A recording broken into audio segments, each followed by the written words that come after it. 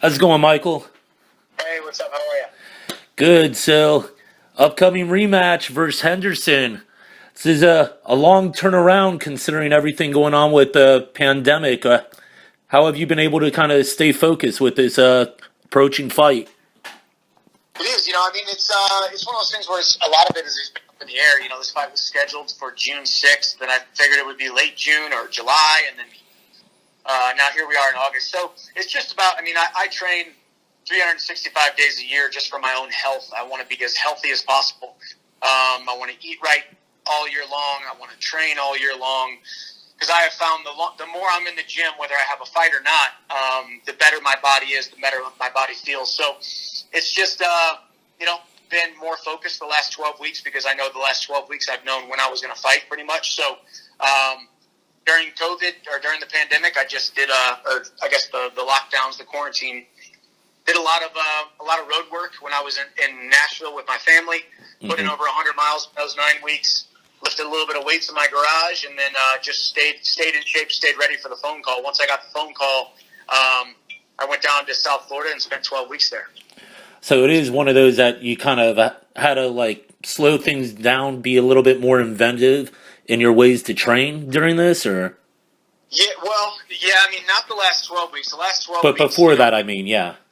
Yeah, before that, it's just staying in shape. It's just just be healthy. Put your road work in, lift your weights, eat right, supplement right, and kind of everything else takes care of itself. It's kind of the pre-camp, the preparation before the actual training camp. So just kind of had to adapt. Kind of had to do what I could with what I had, and I had some running shoes. I had God's green earth out there with a bunch of roads, and I had a little bit of weights, and I just used them to the best of my abilities. So it's basically like your own version of Rocky training in Russia. Yeah, pretty much. There you go. That's pretty much all you can do. When you don't have much, you got to make do with little. And we didn't have much. Didn't have training partners. Didn't have coaches because of social distancing, obviously. So it was me and my wife working out in the garage and me going on long runs. Did you do anything with now? It seems everybody with the whole virtual movement, everybody's been doing stuff with Zoom. Have you gone along those lines at all, or not really? No, none of those. I did a couple collaborations with some other, fitness influencers Mm-hmm. on Instagram and stuff. But for the most part, no, I did no training actually on Zoom. What do you kind of take away from your earlier win against Benson? Is there really anything to be taken away from it, considering it was almost 4 years ago? Yeah, I've watched his fights since then. He's very much the same Benson that I fought 4 years ago. And I'm a similar fighter, and but a guy who's kind of just cleaned up my technique a little bit, cleaned up my game plan a little bit. When you're fighting a guy like Benson Henderson who understands how to win a fight inside that cage, you just got to have a good game plan and a good plan going out there, and we're going to put that on Friday night. Yeah, and it really becomes one of those that it's more about implementing your own game plan than worrying about what the other guy's trying to do. Yeah, pretty much that's what it is. It's no matter what, it's a fight. This is my 26th time doing it, so I understand how to win a fight. I understand how to go out there and put on a great performance and get my hand raised. So that's what I'm going to do. Look for the finish, and hopefully I get it. Yeah, and hopefully you don't have to hop on one leg trying to finish a fight. Yeah, exactly. So that's always the risk that you take stepping into that cage with the craziness. You just got to be willing to embrace the uncertainty that's about to unfold and pray for the best, but be ready for the worst. Yeah.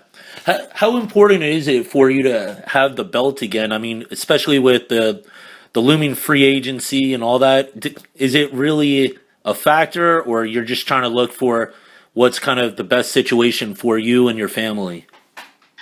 Well, yeah, obviously this is the last fight on my contract, so I will not be fighting for the belt under this contract. Mm-hmm. So we'll see what happens. The belt's not in my mind really. I'm not really worried about it. All I've been focused fighting Benson Henderson for the last 6 months. I knew I was pretty much going to fight him after he pulled out of the last fight. I figured that this would be the time that I would fight him. So now just ready to go out there and fight Benson Henderson. Whether there's a belt on the line, whether there's not a belt on the line, whether it's 15 minutes or 25 minutes. It's a fight, and it's always the biggest fight of my life every single time I step into that cage because it's another opportunity to go out there and perform at my highest.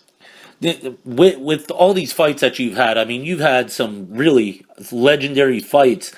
Does the certain fights that you come into, like a rematch, obviously with Benson, do you think this plays into really your legacy? Yeah, I think so. You know, you beat a legend like Benson once, it's great, but you beat him twice, it's even better. You know, so I'm just glad I have a great dance partner in Benson Henderson, and you know, each time each time you have a rematch, it's about going out there and beating the guy better and more convincingly than you did the first time, and I've done that in most of my rematches. So I'm excited to go out there and do that with Benson. Yeah, which is why I'm sure with this whole free agent thing, I'm sure you have had to deal with listening to fans clamor that everybody wants to see that Alvarez fight again. Yeah, that's definitely a fight people want to see. You know, I mean, we've kind of split. One win, one loss. We were scheduled to fight the third time. It never happened. Then he went on and won the UFC title, and now he's in one. So, I mean, it's the great thing is mixed martial arts. It's a great time to be a mixed martial artist right now. You know, sport has never been bigger. What all of these organizations are doing is awesome. You got new players that have come in and made a statement over the last couple of years, like PFL and ONE FC, and it's just nothing but great things for all fighters. The more competition, the better. The more high-level fighters, the more big names in weight class, the better. So, you know, I'm going to go out there, do my job on Friday night, and then see what the future holds.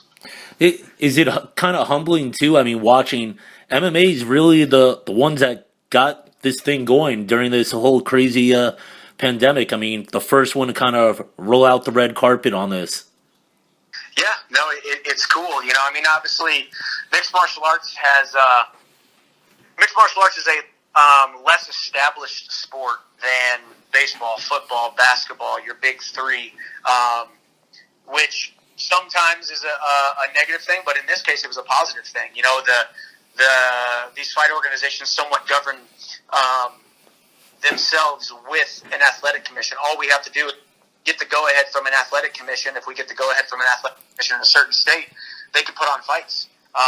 You know, so the fight game took a couple week hold, but now I think they've been on now for the last 8 weeks, 2 months. You know, over 2 months now. So it's great. It's a great time to be a mixed martial artist, and I get to go out and make a paycheck on Friday night. Just curious, finish this sentence for me. To be considered one of the best lightweights in the world, I need to what? I need to just keep winning fights. You know, I need to win on Friday night, and then see what happens after that. But really, to be considered one of the best lightweights in the world, you gotta have the right opponents, and you gotta have the right performances, the dominant performances, and you gotta just continue to show the fans. For me, it's public opinion who people think is the best lightweights in the world. You know, and there's no secret. When I go out there, I keep people on the edge of their seats. Win, lose, or draw, I'm always in an exciting fight, and I like that about my fight career. You know, you can never say. You could say that I'm not the best fighter in the world. You could say that I have deficiencies here, there, or the next position. But you can never say that I do not go out there and always give it my all. I've always gone out there and given it 100%. Whether I'm fighting anybody in the world, I go out there and I train during training camp like I'm fighting the best fighter in the world, and I go out there and perform and fight like I'm fighting the best fighter in the world.